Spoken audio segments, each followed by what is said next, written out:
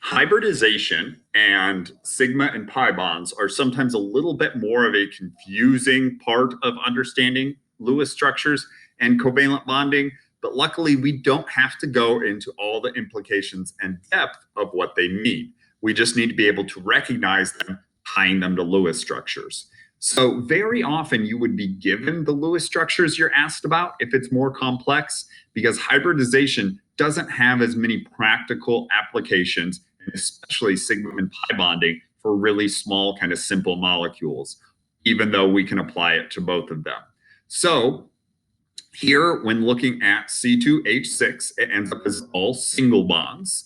And each carbon has 1, 2, 3, 4 bonding regions. 1, 2, 3, 4 bonding regions. When we have 4 bonding regions, that means we need to use 4 orbitals to hybridize or to have places to put our electrons. So when we use 4, we use an S, a P, a P, a P.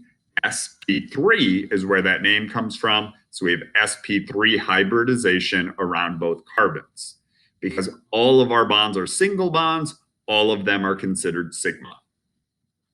Down here, we have C2H4. Each of the carbons, and this is the same example from the notes, has 1, 2, 3 bonding regions. So we need to use spp or an sp2 hybridization.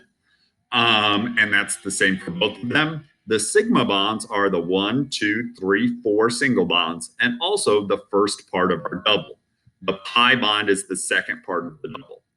I've seen questions where they kind of show changing from this molecule to this molecule, how many sigma bonds and or pi bonds are made or broken. So being able to recognize and count those is important.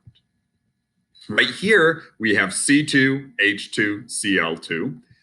Each carbon still just has the same 3 bonding regions as in part B.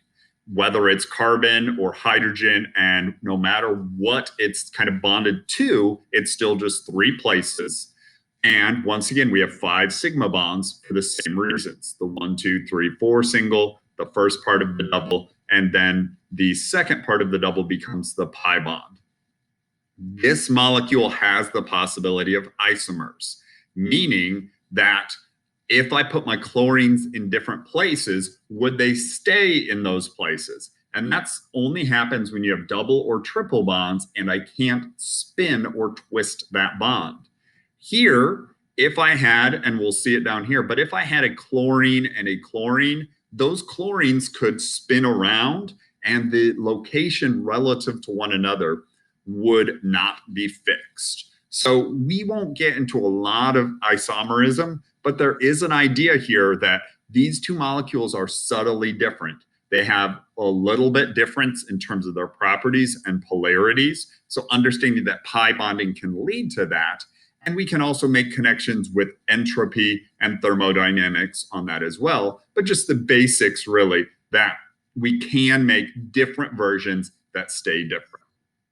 The last one here is we have 1, 2 bonding regions and 1, 2 bonding regions on our carbons, which is 1, 2, sp. Hybridization, the sigma bonds are here, here, and here. And then the 2 pi bonds are the second and third bond there.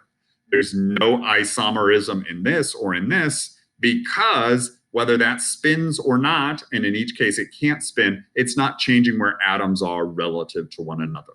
So knowing based upon bonding regions or connecting the shape to sp, sp2, and sp3 is important. And then also just remembering that all of your single are sigma and any double or triple has sigma with a combination of 1 to 2 pi.